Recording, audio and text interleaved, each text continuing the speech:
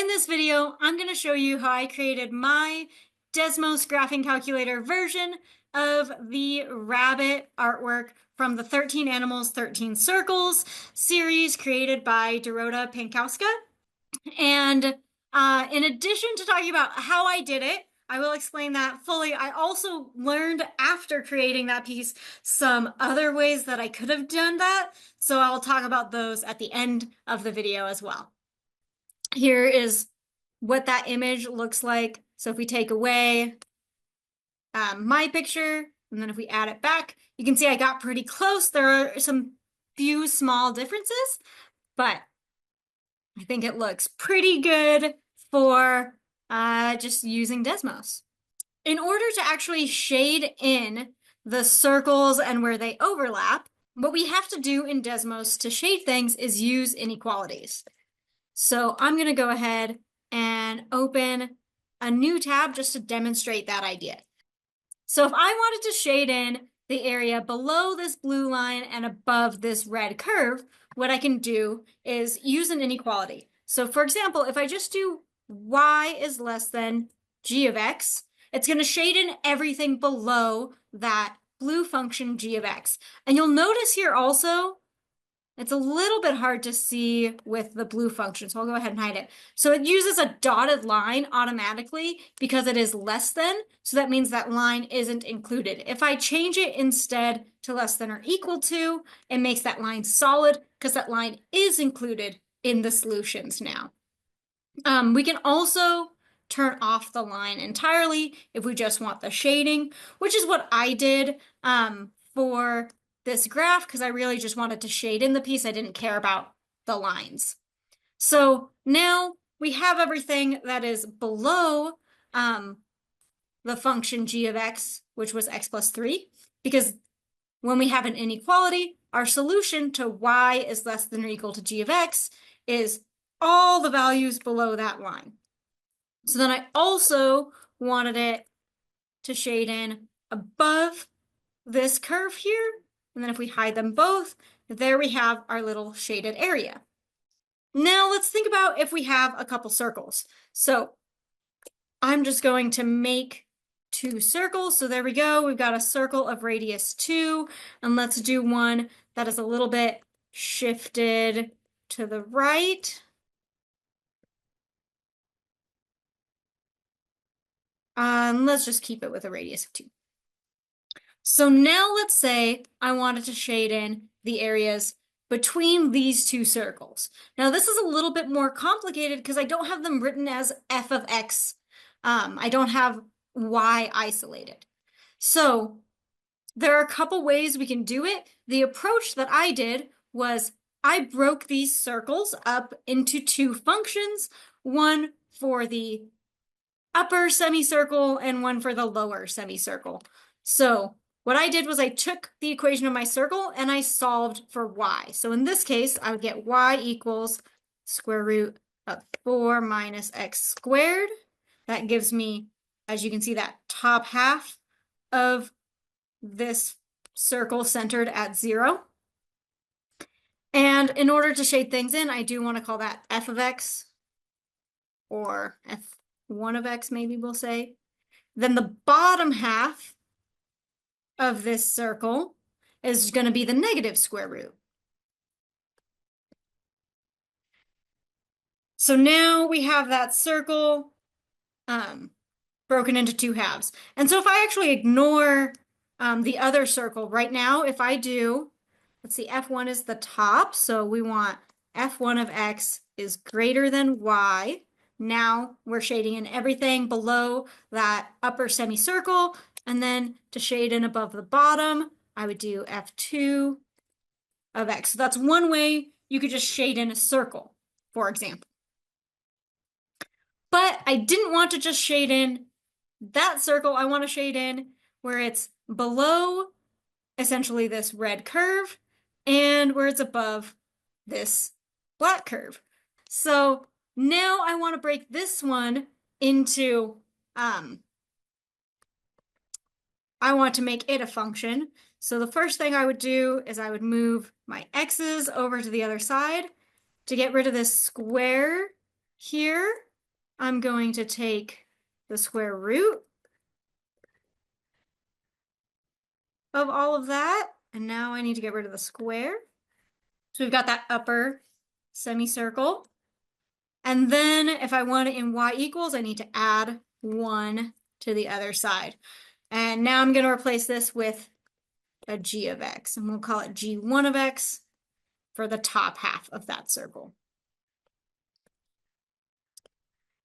For the bottom half of the circle, we're just going to want that negative square root. So now we've got some more stuff going on here. So if I want to shade in below this red curve and above this purple one, so below the top of my first circle and above the bottom half of my second circle, this purple curve is that function g, and this red one is my function f. So I want f1 to be the top, and I want g2 to be the bottom. And so you'll notice here, this does a pretty good job, but there's a little bit of an issue where in this little corner, I've got some extra bit. I didn't want that part shaded. And the same thing happens over here. So there are a couple ways that we can handle this. You'll notice here that this happens where those intersect is x equals negative 0.8228. So one thing that I can do is I can say, okay, well, I also then, so I'm going to add a restriction to this inequality. And I'm going to say I want x to be bigger than this x value where they intersect. So I want it to be right there. And then I want it to be less than this y value, or this x value here, so that I stay inside my circle. So now we're at least still inside the lines, but obviously now we have some parts where we're not shaded in. So you'll notice in this area that isn't shaded, now this black part of my circle, this black curve here, is on top, and the purple part there is on bottom. So both of those are from my circle that I used G for. So I'm just going to use that to shade in those pieces. So here, between x equals -1 and x equals negative 0.82288, I am going to shade in. So I'm going to do G1 is the black circle there. So that's our top. It's going to be greater than the bottom half of our circle. And then I want to restrict it to -1 and this x value here. And there we go. Now I've shaded that piece in, and I can shade in. If I use the same color, it looks very smooth.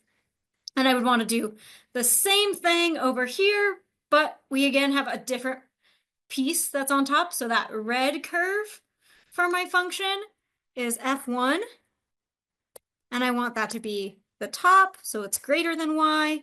And then my blue curve there is f2, so it is the bottom. And so now again, we're shading in that circle. I don't want to shade in the entire circle. I just want to shade in starting where x is equal to that 1.82288. And I want to stop at wherever these intersect, which is at 2, the radius of that circle. And then again, change that to the color I used before, and then it looks all smooth. So that was how I went about shading in this graph. So it was a lot of looking at where the circles overlap, where they intersect, and just breaking it up into different pieces where I could identify what function was the top and what function was the bottom, and then turning off all the lines for that. And so if we go back here into functions for shading, you can see all of those functions that I was breaking it up into, doing the inequalities, checking where X is for them. And then another thing that I haven't talked about is I did, as you can tell, orange wasn't one of, well, I guess there is this orange that I could pick. But I wanted to make my own shade, so I actually used BSU blue and BSU orange for these colors. Since the opacity wasn't 100%, it's not exactly BSU orange because it's faded out. But yeah, you can add whatever color you want into Desmos by just using this RGB function. And then once you put in the amount of red, green, and blue you want, it'll show up in this drop down when you open that little menu. And if you're like, oh, how do I get the RGB color? If you just Google color picker, you can move around these different faders and other settings in order to get a color that you want, and it will give you the RGB. So that's one way to do some custom colors. So that is how I did my shaded in rabbit image on Desmos. And then there was something that I learned about later. So there's an easier way to shade inside a circle.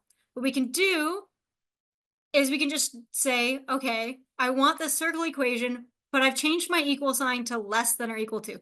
So I'm shading in basically all circles whose radii are less than or equal to 2. Or in other words, r squared is less than or equal to 4.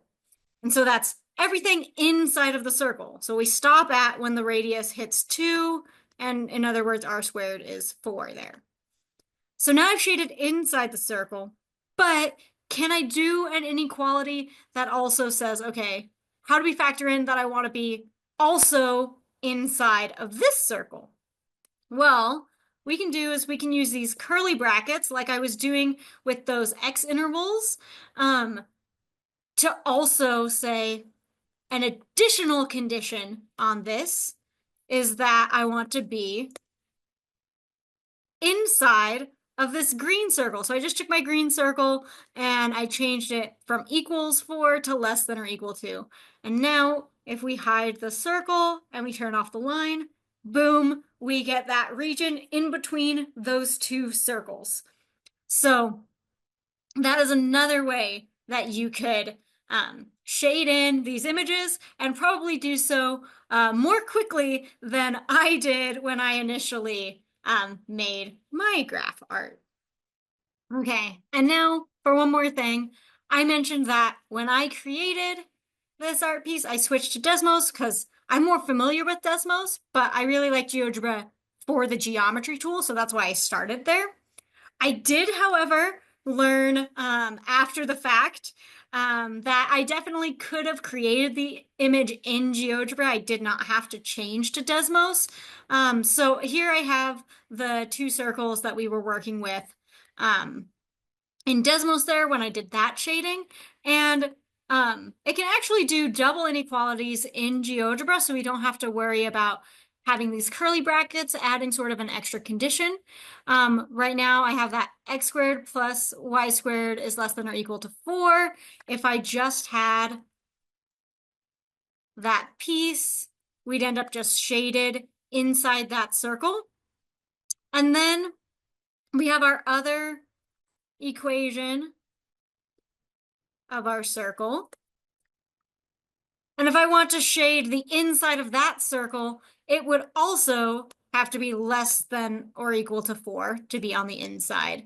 So how I combined those was I said x squared plus y squared is less than or equal to 4, and 4 is also greater than or equal to our x minus 1, our other circle. So now if I hide this one, it goes ahead and it shades right in there. And then one last step in order to actually get just the shaded part without the lines. Unlike Desmos, that information isn't over here on this left toggle. It's actually on the object itself. So you can see the fill. You can also see the line thickness. So if we just change that to 0 there, That'll go away. We can also remove that label and just uncheck that, and there we go. So that's how you would do the same thing in GeoGebra.